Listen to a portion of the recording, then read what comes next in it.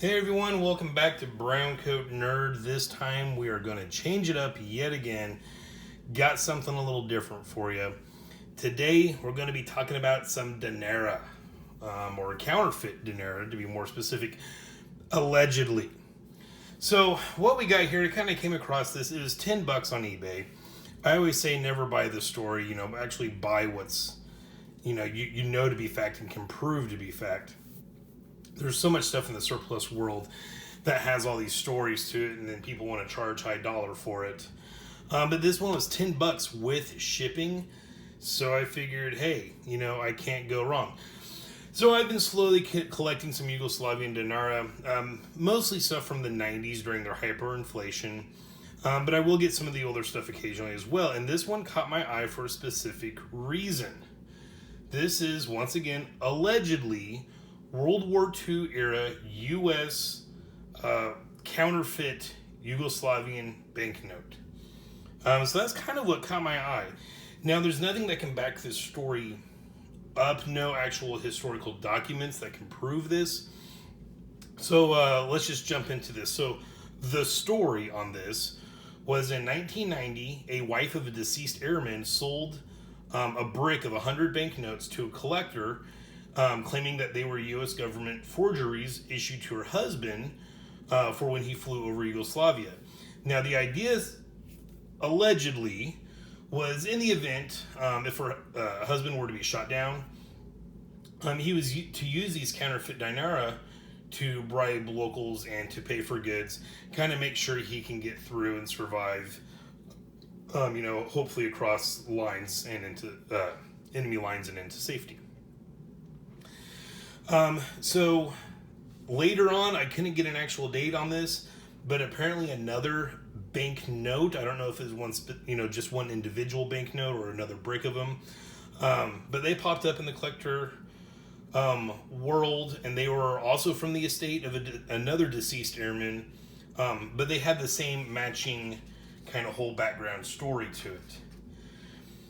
So diving in a little further here, John A. Nagy, I believe I'm pronouncing that right. If I am not, I apologize. He was an author and historian with kind of an expertise in the field of espionage and mutinies.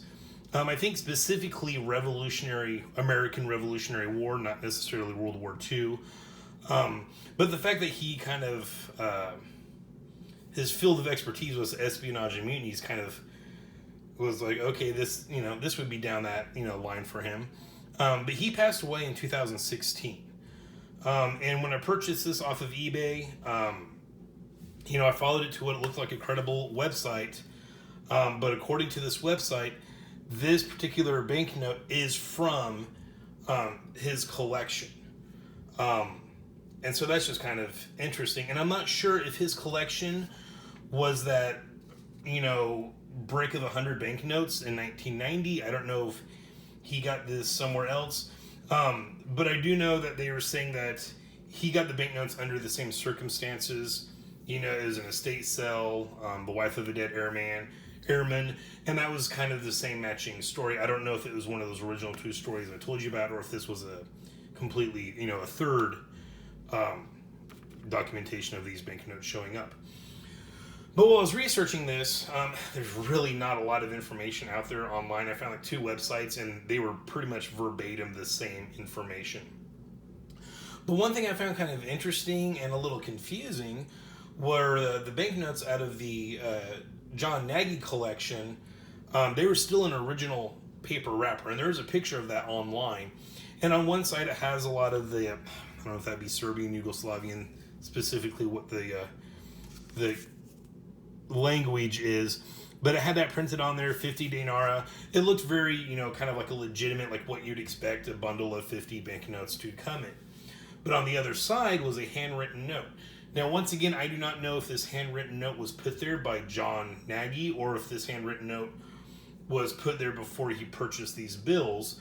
But on that bundle, on the paper, on the back was a handwritten note that read, "Counterfeits printed by U.S. government to destabilize Yugo. Currency given to U.S. pilots in case of crash landing." Now, the thing that kind of makes me scratch my head there is that first sentence. Counterfeits printed by U.S. government to destabilize Yugo. If a pilot is using these in the event if he were to be shot down and he hands out, even 100, you're not destabilizing squat with that. Now, if these pilots were flying over Yugoslavia and just dumping out bundles upon bundles upon bundles, okay, sure, maybe so then, absolutely. And in reading up about these, a lot of times I'll see mention of these as, they'll say counterfeits printed by the U.S. to destabilize Yugoslavia, or it will just say counterfeits printed by the U.S. for pilots, to use in case of a crash landing, essentially. If they were not dumping these out by the bucketful as they flew over Yugoslavia, you're not going to destabilize anything by a few random pilots being shot down and overpaying for goods. You know what I mean? So that just doesn't really make a lot of sense. So what I'm trying to say is if this story is true, I don't feel like the whole idea of destabilizing Yugoslavia's economy really holds any merit, because you're not going to do it by going that route by, just having pilots use it as they get shot down. So, I did try to source an authentic 50 dinara note from this era. I was unable to. I just recently got this.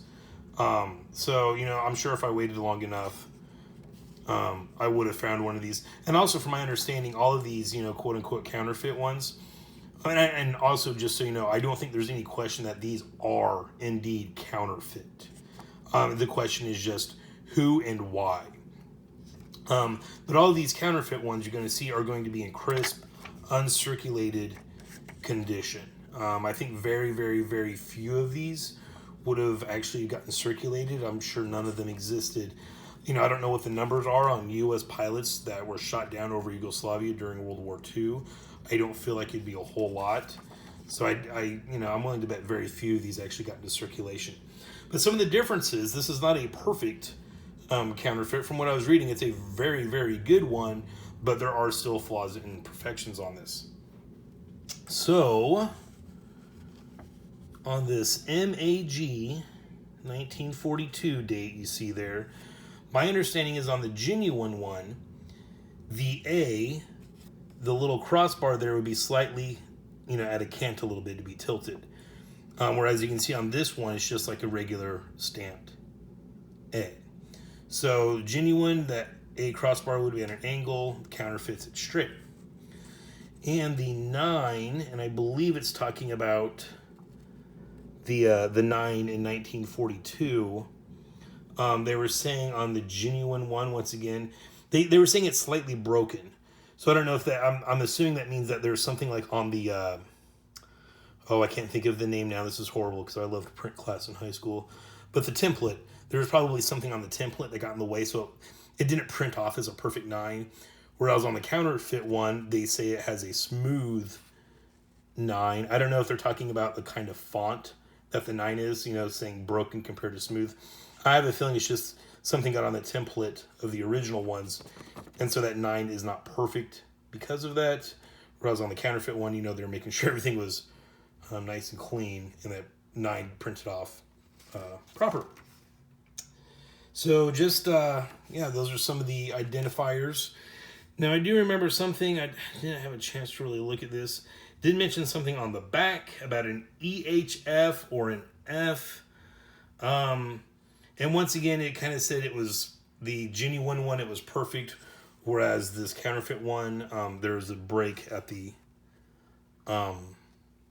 bottom. But I'm not 100% sure where it's talking about that on here. But yeah. So it's just a kind of interesting looking banknote. Like I said, I've been kind of slowly collecting some of this Yugoslavian dinar, mostly from the 90s though. I do have some older ones here though. These are from, let's see what we got, 68, 63, and 68. So here's some stuff from the 60s. Now, one thing that's interesting is you can see is some of their banknotes are in different sizes. And with the stuff from the 90s, I've seen some that's even like the same denomination amount, but it's a slightly different size. So looking at this, it might have been the case back then. You can see, oh, well, the 5s were smaller than the 500s. That makes sense, And then this 10 is ever so slightly larger than the 5. So that might have been how they're doing it back then. But the Yugoslavian money is actually kind of pretty cool to look at.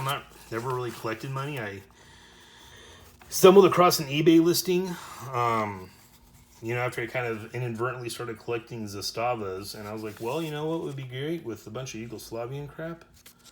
A bunch of dinara. Right? Because why not? So that's this stuff from the 60s. I do have this little guy. He is from 44, I believe. I imagine that's the print date, 1944, just 1 year after, Yugoslavia claimed victory in World War II, or I'm not sure what the proper title of that was, kicking all of the Germans out of Yugoslavia, but on their crest you always see 1943, and that date symbolizes, their victory in World War II. So this is from 44. As you can see, it's quite a bit smaller.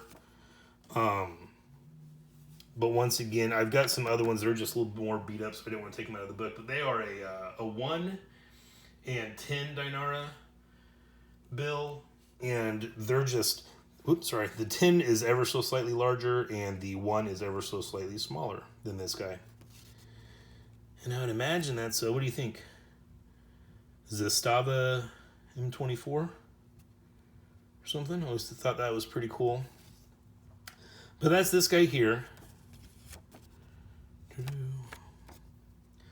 But back to this, and like I said, I always say there's no way they can back it up. And the eBay listing I bought this from, made that very clear. This is all just alleged. There's no documents to back it up. But the fact that John A. Nagy, that this is supposedly out of this collection, it definitely seemed to pique his interest, or at least curiosity, into these. I kind of feel like that might give it a little bit more merit there. And like I said, $10, and that's with shipping, guys. That's $10 done. To be technical, it was $9.99, but I'll just throw in that cent. So for that price, I was kind of like, where could I go wrong? So I decided to jump on it, and that's what we got here. The alleged World War II era U.S. counterfeit of a $50 Yugoslavian dinar piece. All right, guys, hope you enjoyed this. If you did, please like and subscribe. Have yourself a good one, and stay shiny.